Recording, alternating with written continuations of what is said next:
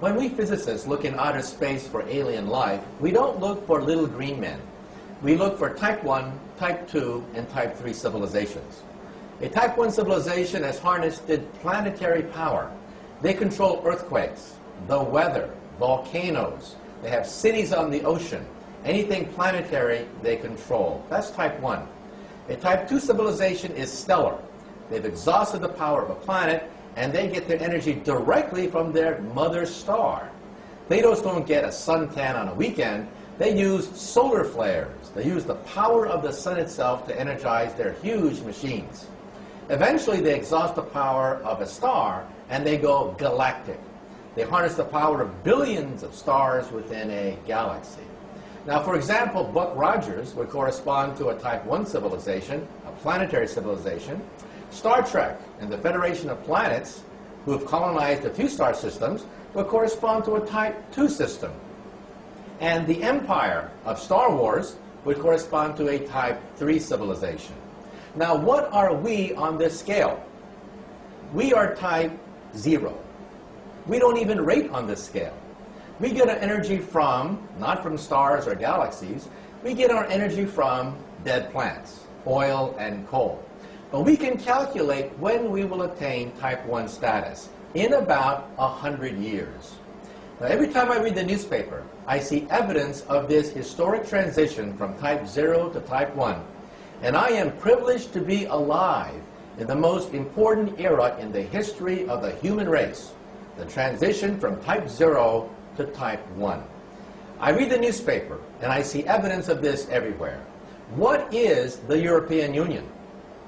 The European Union has been formed to oppose NAFTA, that is, the United States, Canada, and Mexico. But why? Because we're seeing the beginnings of a type 1 economy. Huge planetary trading blocks are the beginnings of a type 1 economy.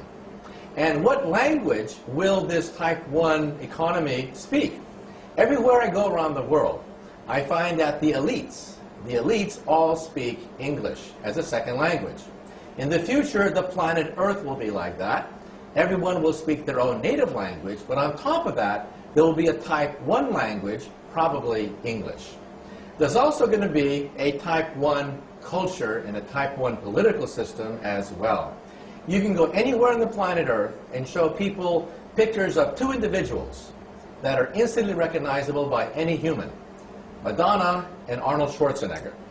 In other words, we're talking about Hollywood movies. We're talking about rock and roll, rap music, blue jeans.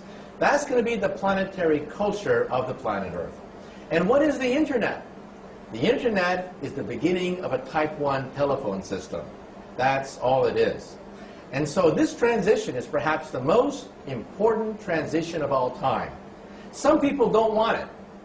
They fear this transition because this transition is to a planetary civilization tolerant of many cultures. These are the terrorists. In their gut, they fear this because they know they are witnessing the birth pangs of a beginning of a new planetary civilization, and the terrorists want nothing to do with it. This transition is also the most important because it's not clear if we're going to make it. When we look at outer space, we see no evidence of type 1, 2, or 3 anywhere. No evidence whatsoever. The mathematics say that there should be thousands of type 1, 2, and 3 civilizations in the galaxy. We see no evidence of any whatsoever. And why is that? Because the transition from type 0 to type 1 is the most dangerous of all transitions. We may not make it. It's a race against time. On one hand, we have the forces of integration, the forces of tolerance, a multicultural fabric emerging before our eyes. On the other hand, we have weapons of mass destruction, germ warfare, nuclear warfare, also the rise of international terrorism. They are obstacles to reaching a type 1 civilization. So in other words, perhaps they didn't make it in outer space. If one day we have starships and visit other star systems, perhaps we'll find planets whose atmospheres are irradiated or whose atmospheres are too hot to bear life because they did not make the transition from type 0 to type 1. Now, by the time you're type 2, you are immortal. Nothing known to science can destroy a type 2 civilization. Even a supernova cannot destroy a type 2 civilization. They'll either move their home planet, or they'll simply stop the nuclear fires from exploding. And by the time a civilization becomes galactic, they may in fact have the ability to control the fate of the galaxy itself. By the way, if you're type 3, you will explore the galaxy not by sending Captain Kirk on an Enterprise hopping from star system to star system. That would take millions of years to explore the Milky Way galaxy. The way you do it is you would create a robot, have the robot land on a moon, it would create a factory. It would make millions of copies of itself on this moon, which is quite stable, and send these to other moons. Then each of these would create another factory. Starting with one robot, you would have a million, then a million million, and a million million million, until you had a sphere expanding near the speed of light, containing trillions of these robots. They would land on a moon and simply wait. Wait for a type 0 civilization to become type 1. Now, where have you seen that before? This is the basis of the movie 2001. The movie 2001 is perhaps the most authentic rendition of the encounter of a type 0 civilization with a type 3 civilization.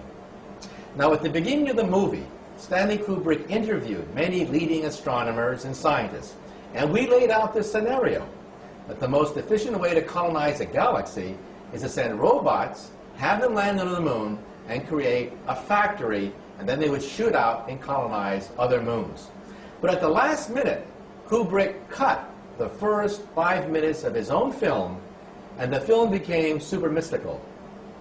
But the next time you see that movie, realize that the monolith on the moon is perhaps a remnant of a passing type 3 civilization waiting for our type 0 civilization to become type 1. And how long before we have an operating moon base capable of detecting such a monolith? Perhaps 100 years. So again, the generation now alive and our grandchildren are the most important generations ever to walk the surface of the earth. We are the generations that will determine whether we make the transition from type 0 to type 1, or we destroy ourselves because of our arrogance and our weapons.